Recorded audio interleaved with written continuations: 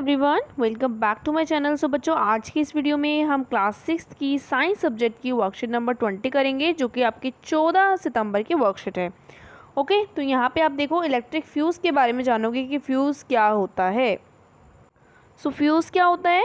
When a large amount of electricity passes through a fuse, जब बहुत ही ज़्यादा amount में इलेक्ट्रिसिटी अगर किसी फ्यूज़ में पास होती है तो इट गेट बर्न, तो वो जल जाता है एंड ब्रेक्स और टूट जाता है and the stop the flow of that excess current in the electric circuit. जिसकी वजह से क्या होता है, जब ज़्यादा अमाउंट में इलेक्ट्रिसिटी जा रही है फ्यूज़ में तो वो बर्न हो जाता है, ब्रेक हो जाता है, जिससे क्या होता है वहाँ पे इलेक्ट्रिसिटी का फ्लो होना भी बंद हो जाता है। तो एक्सेस करंट जो होता है वो इलेक्ट्रिक सर्किट में नहीं पहुँच पाता ज़्यादा करंट।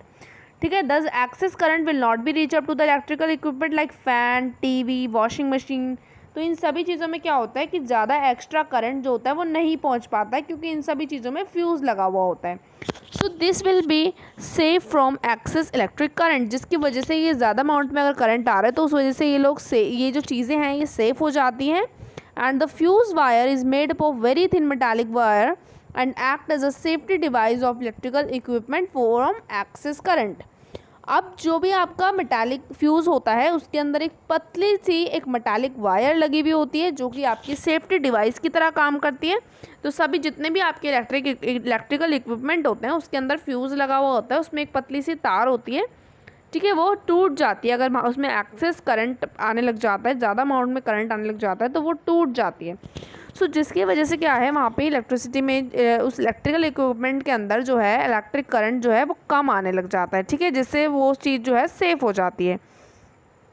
नाउ यहाँ पर एक एक्टिविटी दी हुई है कि let us see the below picture. नीचे एक पिक्चर दी हुई है, उसको आपने देखना है।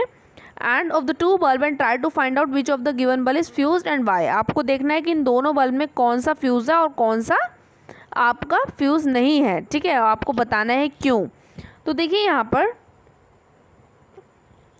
जो ये आपका बल्ब 1 है, देखो इसका फिलामेंट जो है यहाँ से ब्रेक हो रखा है, ये टूटा हुआ है। ठीक है, यहाँ से टूटा हुआ है और ये फिलामेंट पूरा है।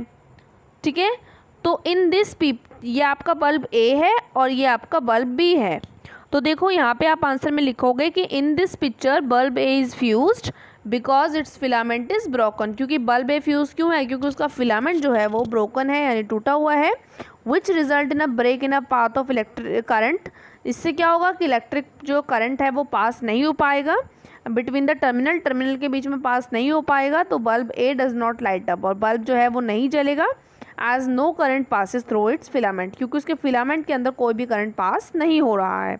ठीक है, तो इसका आंसर आप ये लिख लेंगे। अब बढ़ते हैं नेक्स्ट क्वेश्चन की तरफ।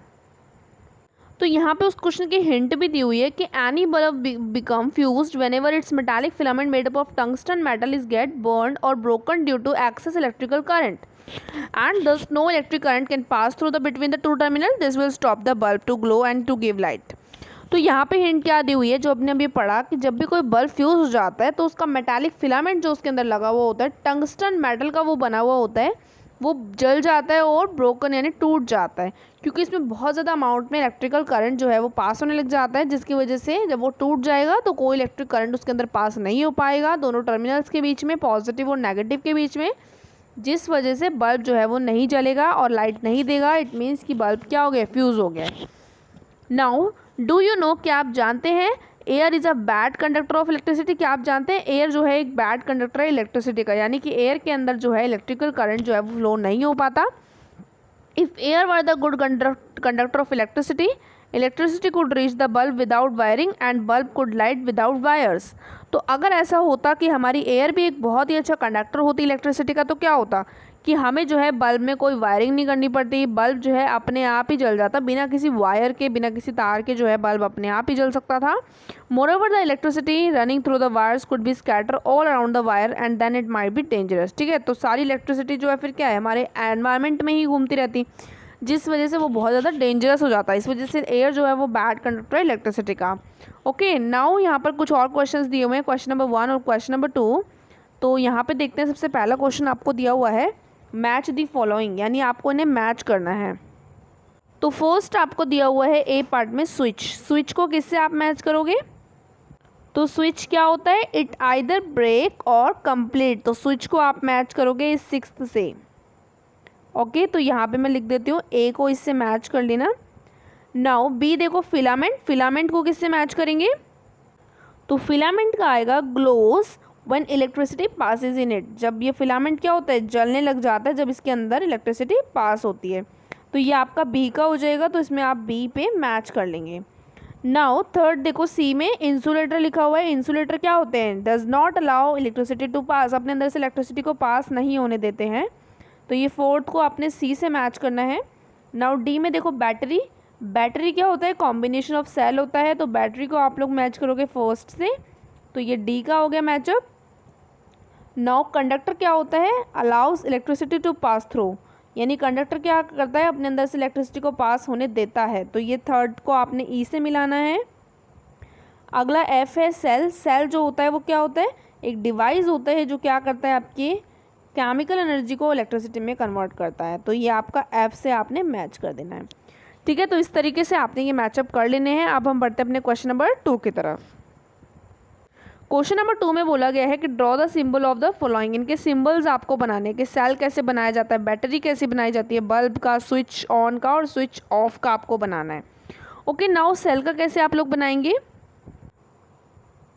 तो सेल का सिंबल बनाने के लिए आपको जस्ट ऐसे एक जो है आपने बड़ा लगाना है, एक छोटा, इस तरीके से आप सिंबल बना सकते हो सेल का। एंड बैटरी का बनाने के लिए आपको करना पड़ेगा इस तरीके से।